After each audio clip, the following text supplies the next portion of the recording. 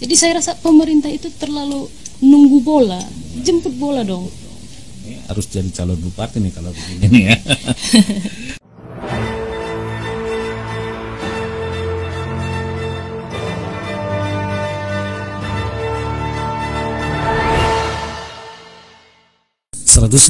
FM Sastrasi Suara Satu Kota Penuh Makna Pasti selalu di hati. Makasih untuk sahabat Istad FM dimanapun Anda berada, masih tetap berada di sini di ruang paslah cerdas dan inspiratif mengungkap cerita di balik berita. Kita akan terus mengulik sisi kehidupan dari narasumber kita di sini. Narasumber kita seorang perempuan, Atika Azmi Utami. Manggil lebih enak itu Atika ya. Panggilannya Atika. Tika ya. Atika ya. Tika aja lah. Ikutin aja. Oke. Seperti yang kita sampaikan tadi, buat sahabat dimanapun Anda berada, Anda bisa mengikuti acara ini lewat live streaming video kita di laman Facebook Radio Start 102,6 FM Panyabulan, dan juga partisipasi Anda boleh digunakan di line telepon kita 0812 8888 1026 nya.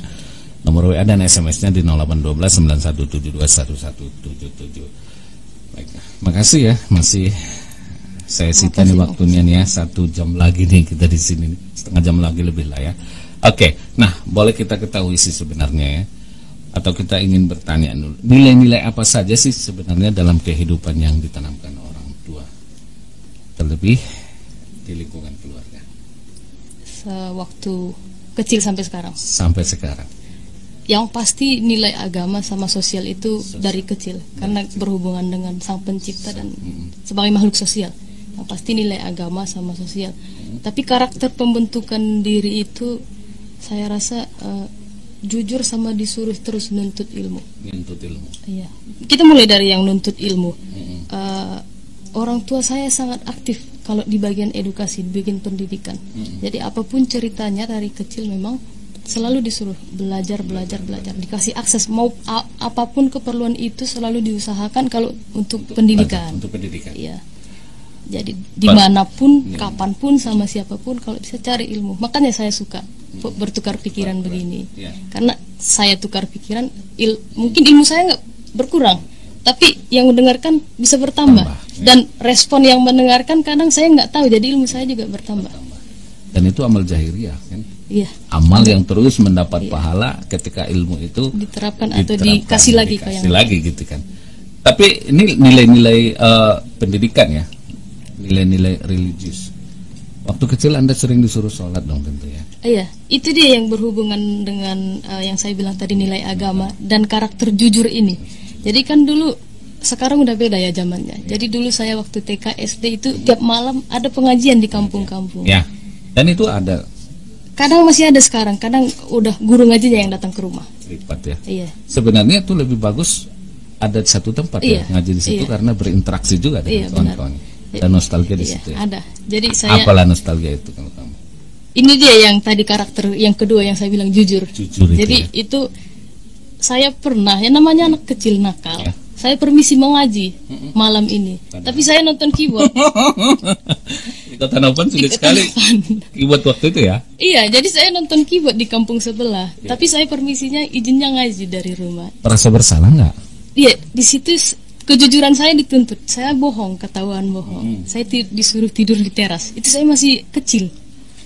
Disuruh tidur di teras dengan cara mengunci pintu, nggak dibuka, pintunya nggak dibuka, saya ketok nggak dibuka. Saya harus tidur di teras dong berarti. Sampai jam berapa? Pagi? Jam 12-an apa gimana, kakak saya buka pintu, masuk sebelum ketahuan. Ada juga rasa kasihan ya. Jadi di situ saya rasa memang dituntut kejujuran. Kalau memang nonton keyboard dia kasih tahu, paling nanti dimarahin. Ini kan ketakutan, jadi saya bohong. Saya bilang saya ngaji padahal saya nonton keyboard. Waktu itu lagunya apa sih sebenarnya? Udah lupa ya. Okay. Jadi intinya saya rasa kalau nilai-nilai itu yang paling mendasar agama, sosial, kejujuran sama nuntut ilmunya. Iya. Ya. Sebenarnya orang tua mendorong terus ya nuntut ilmu. Iya, sampai sekarang. Sampai sekarang ya. Kalau mau jadi S3? Masih kemarin pas selesai S2 saya ditanyain kapan sambung S3 kata. Saya kan waktu itu masih stres. Baru selesai 1 tahun, udah ditanya kapan S3, saya bilang enggak dulu. Masih ada keinginan itu? Ada, itu saya masukkan di target jangka panjang saya. Target. Kan S3 nggak main-main itu 4 tahun. Kalau memang benar-benar yang ambil ini 4 tahun. Jadi saya sekaligus profesornya gitu ya. Karena memang linear pendidikan saya dari ke S1 keuangan, S2 juga keuangan. Jadi mungkin lebih mudah ngambil profesornya. Tapi itu masih panjang, ya. Tapi ada kadang-kadang S1-nya SPD, S2-nya MM gitu. Jadi kan itu ambil profesornya agak susah karena nggak linear dia ini. S3-nya juga, doktornya juga agak sulit ya, kembali ke dasar S1-nya atau ininya gitu kan. Ambil yang S2 ya. Nah, kemudian sudah menyelesaikan pendidikan ya. Saat ini apa yang menjadi concern Anda? Mungkin sulit pertanyaan Bang Faslah. Kenapa sulit? Sebagai individu mungkin saya mau ini juga mencari kesenangan pribadi, termasuk di materi. Mungkin saya kerja untuk keperluan juga, tapi tidak mengabaikan kepentingan sosial juga saya rasa. Karena memang saya di sana selama kuliah selalu mikirnya, kasihan ya orang di kampung saya capek-capek kerja tapi kualitas hidupnya jauh lebih rendah daripada di sini. Di sini kerja orang nggak terlalu capek tapi hidupnya jauh lebih mudah di sana rasanya. Jadi concern sekarang sih sebenarnya perbaiki ekonomi diri sendiri dulu, karena apapun ceritanya kan nggak selalu bisa bersandar sama orang tua. Ya. Dan yang tadi saya mau bentuk union milenial itu untuk bergerak di pengawasan pemerintahan misalnya. Dan Anda tahu, semua tahu bahwa Anda seorang putri dari seorang pengusaha terkenal di Madinah. Tapi kenapa Anda masih tetap ingin berusaha? Ya kan yang itu orang tua saya rasa saya harus mandiri. Mandiri ya. Iya. Dan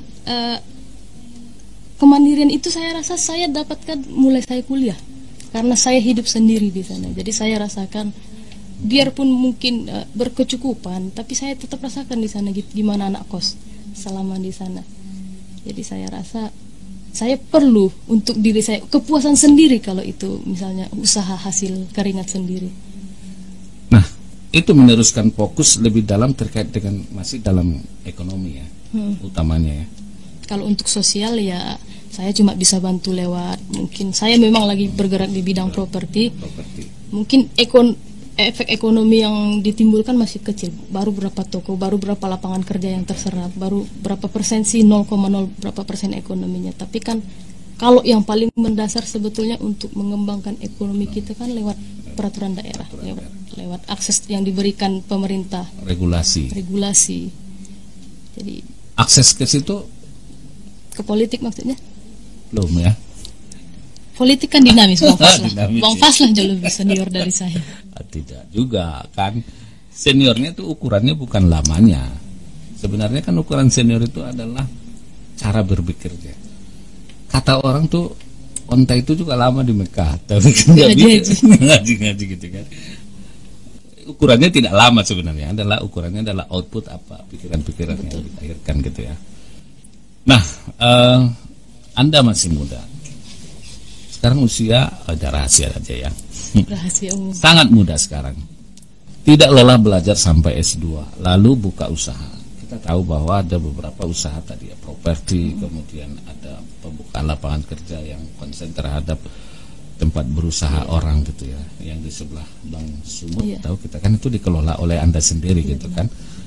Jauh lebih bagus sih sekarang kan, nampaknya lebih ramai dan menjadi sebuah pusat jajanan, itu sentra jajanan gitu kan. Apakah tidak pernah berpikir untuk menikmati masa muda seperti anak muda umumnya?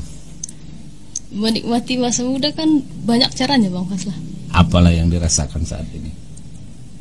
Yang saya rasakan gimana ya jawabnya? Ini lagi ya, nggak bisa menyangkal ini ya. Jadi kan ada yang harus liburan, ada yang harus misalnya main sama teman dekatnya atau pacaran atau segala macamnya gitu. Nah, itu yang saya tanyakan tuh pacaran itu. Ya? Itu gimana? Jalani aja ya. Dijalani, mencari teman itu mungkin mencari teman yang sesuai dengan cara berpikir kita itu kan penting sekali gitu kan. Iya, karena kan kalau kita menjalani hubungan itu harus satu harus pemikirannya seenggaknya nggak bisa satu tapi ke arah yang sama, nyaman gitu. Jadi kalau untuk mencari mungkin nggak mencari, tapi ya udah jalani aja dulu apa yang ada gitu. Sinergi aja lah Iya. ya. Itu nggak sulit ya bagi Anda? Nggak tahu sesulit. Sulit kan relatif Bang Faslah. Relatif sekali ya. Iya. Oke, saya tahu sendiri bahwa Anda juga memiliki cara untuk menikmati masa muda Anda ya. Nah, apa yang mendorong Anda untuk terus bersekolah, padahal kan apa ya namanya, katanya setinggi apapun sekolah itu, perempuan kan ujung-ujungnya jadi ibu rumah tangga, perempuan mengurusi keluarga, itu kodrat ya. Itu jiwa kodrat dari kehidupan seorang perempuan yang berujung menjadi ibu rumah tangga. Terlepas setinggi apapun pendidikannya gitu ya Bang. Iya. Saya rasa itu sebagai kodrat pun, tapi kan kita bisa meminimalkan mindset kita yang itu. Itu kan maaf sebelumnya pemikiran di tahun 1700-an. Perempuan harus di dapur. Kita abad sekarang 17 ya. Kita sekarang di Abad 2019 ya, dengan tuntutan hidup yang berbeda dari abad 18 ke abad 21 sekarang, dengan zaman yang berbeda, dengan kebutuhan ekonomi yang sangat berbeda. Jadi saya rasa di sini harus terlibat dua-dua. Misalnya income, kita nggak bisa single income dengan kebutuhan biaya hidup yang tinggi sekarang. Harus dual income. Mendidik misalnya anak harus dua-dua. Karena mungkin ibunya nggak tahu itu kerjaan anaknya di kamar. Padahal itu internet ada, handphone ada. Jadi perlu pengawasan dari dua belah pihak. Mungkin yang benar, yang pihak perempuan tetap harus di dapur. Tapi bukan berarti dia hanya di dapur. Dia harus seperti saya bilang tadi, benar-benar harus dua arah. Iya, baik di bidang ekonomi maupun di bidang urusan rumah tangga. Oke.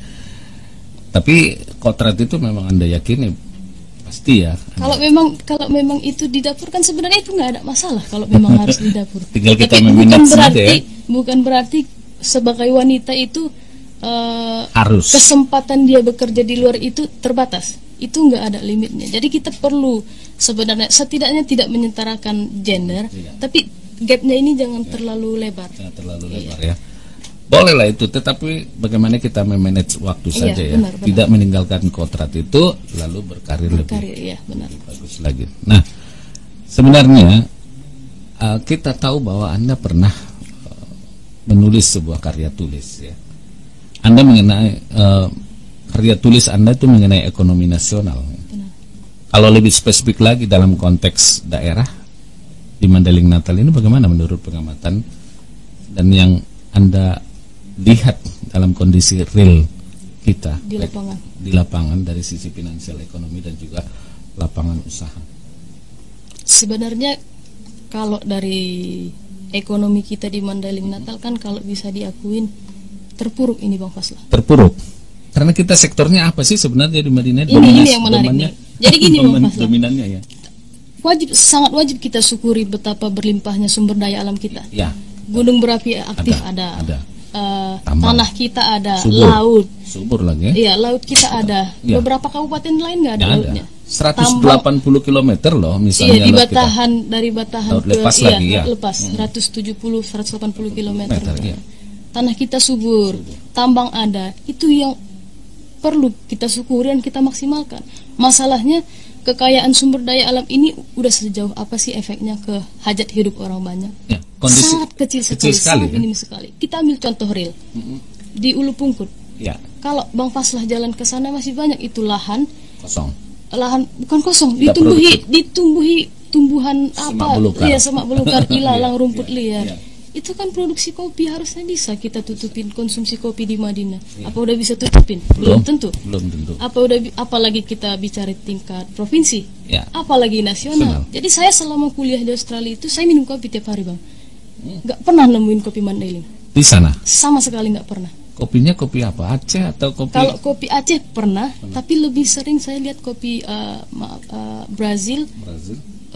Kalau nggak salah itu Ethiopia sama Vietnam. Kenapa yang lain bisa? Kenapa kami yang nggak bisa? Berarti kita belum menembus pasar itu ke Australia. mungkin beberapa Tapi daerah di Eropa lain katanya ya. Di Eropa saya belum pernah sama. Oke, ya. Jadi kalau di Australia saya belum pernah nemuin kopi Mandailing. Jadi Bang Pasla sendiri akuin tadi. Produksi kopi Ulu Pungkut itu dengan sumber daya alam dan potensinya untuk memproduksi kopi itu nggak bisa nutupin konsumsi di Mandailing. Jadi di sini saya kira mungkin kalau ditanya itu kan banyak lahan, kenapa nggak dipergunain? Masalahnya mungkin modal ya Bang ya. Mungkin di pemahaman. Jadi saya rasa Pemda di sini baik pemerintah daerah maupun provinsi wajib hadir di sini memberikan akses. Misalnya pelatihan. Misalnya kita panggil itu orang Mandailing kan pintar-pintar, sarjana pertanian.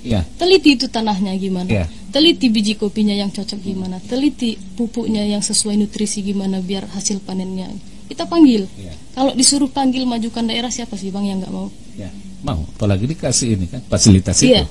Jadi saya rasa pemerintah wajib hadir memberikan penyuluhan, memberikan akses ke permodalan. Kita panggil misalnya Bang Sumut itu, Bang daerah.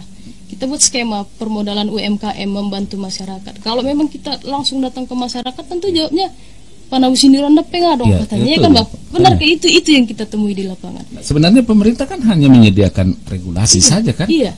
Dengan anggaran yang ada kasih akses.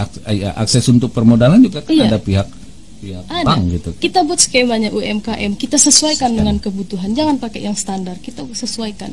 Itu banyak ahli ekonomi, banyak ahli keuangan yang bisa buat skema permodalan untuk UMKM. Jadi saya rasa kopi lahan di Ulu Pungkut bisa dimaksimalkan untuk kopi. Kalau maksimal kan masyarakat sekitar juga yang sejahtera Bang. Tapi sebenarnya kan ya kalau yang ada kita lihat kopi petani ini, saya pernah melihat salah satu produk komoditi lah ya, buah atau sayuran gitu kan. Ketika dia panen itu kadang-kadang kan tidak dapat, modal tidak kembali, kemudian jaminan untuk protek harga itu tidak ada. Jadi nggak ada keberanian petani kita untuk meneruskan secara kontinu produk itu bagaimana solusinya menurut Anda? Saya rasa kita sebagai kaum milenial lah bisa berkoordinasi dengan pemerintah daerah, menyediakan selagi itu tumbuh kita cari pasarnya. Jadi pas dia panen udah ada pasarnya. Ini kan barang busuk Bang, 3 hari dia bisa busuk. Jadi selagi itu tumbuh, kita buat perjanjian. Kalau di teori keuangan itu Bang ada kontrak forward sama future namanya. Jadi apapun kejadiannya nanti, kalau memang harga di lapangan itu sebenarnya 10.000 per kilo, tapi kita kunci harga di 10.200, apapun ceritanya si pembeli wajib, karena kita ada kontrak. Tapi kalau misalnya harganya 9.000, tapi harga di pasaran 10.000, kita tetap harus supply, karena ada kontrak. Jadi saya rasa selagi itu pembibitan atau masih tumbuh atau sebelum panen, kita harus udah sediain pasarnya.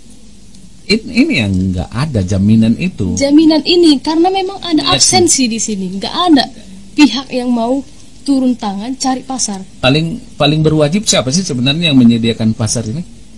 Sebetulnya yang paling berwajib itu pemerintah, yang paling nggak ada. Iya, sama-sama harus. Sama-sama harus ya. Petani juga nggak bisa nunggu bola. Kita harus jemput bola. Pemerintah juga dengan anggaran yang saya rasa lumayan besar APBD kita Bang, harus hadir di sini menyediakan pasar itu. Kalau sebenarnya kita nggak perlu jauh-jauh cari investor atau cari pembeli, kita dalam Madinah aja nggak bisa kita ini kan kasihan tomat lah. Iya. Sampai dijual harganya sekilo 2.000 kan? Iya. Siapa yang mau lagi menanam tomat misalnya? Gitu. Nah kemudian kan di industri hilirnya nggak ada gitu ya. Artinya alternatif penggunaan bahan baku komoditi ini nggak ada semua. Kalau tomat itu kalau pasarnya rendah, dibuat jadi saus misalnya, dibuat jadi itu gimana itu? Kalau mungkin ke pengolahan itu saya kurang nyaman di situ Bang, karena mungkin pemahaman saya kurang ya. Tapi yang pasti kalau dari segi produk setelah jadi itu kan sebenarnya kuncinya di pemerintah Bang. Bisa kita panggilin ahli-ahlinya ini kita kemana ini nih biar ekonomi daerah ini meningkat gitu. Terus ada satu lagi contoh Bang, ini saya pengen kita semua sadar semadina ini kalau bisa. Ikan mas, kita ambil dari mana Bang? Dari rawa. Kabupaten kita nggak ada batasnya, dempet kita kan dengan tekstur tanah yang hampir mirip, ya bilanglah sama. Cara hidup masyarakatnya sama, air.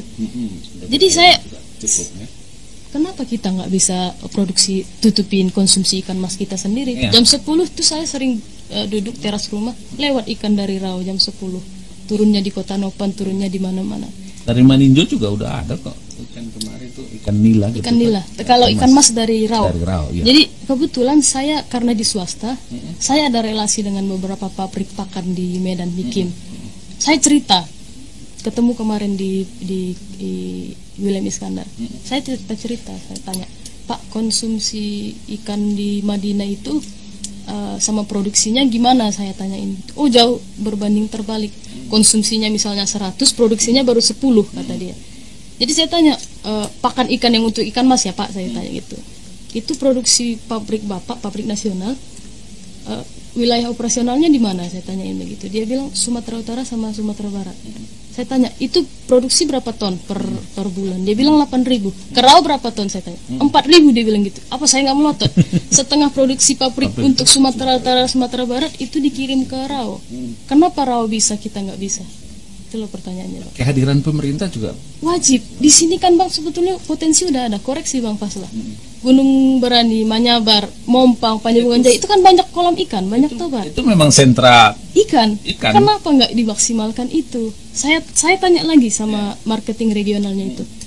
Kalau kami perlu penyuluhan sama pelatihan di Madinah mengenai ikan mas ini gimana? Pihak pabrik selalu siap, kata dia. Mereka kan juga nyari pemasaran, Bang. Iyalah. Pihak pabrik selalu siap mau dibuat penyuluhan di mana. Di tiap kecamatan pun kami siap, mereka bilang begitu. Jadi saya rasa pemerintah itu terlalu nunggu bola, jemput bola dong. Harus jadi calon bupati nih kalau begini nih ya. Oke, sahabat Istana FM, ekonomi adalah penggerak utama pemerintahan, penggerak dan juga stimulan untuk masyarakat kita. Tumbuhnya entrepreneur muda, maksud kami entrepreneur muda itu akan membantu menumbuh kembangkan perekonomian. Sarjana ekonomi harus berani ambil resiko dengan berani terjun ke dunia usaha, alih-alih menjadi ASN atau pegawai. Apa harapan dan target Atika? Kita akan kembali berbincang selepas jeda berikut ini. 102.6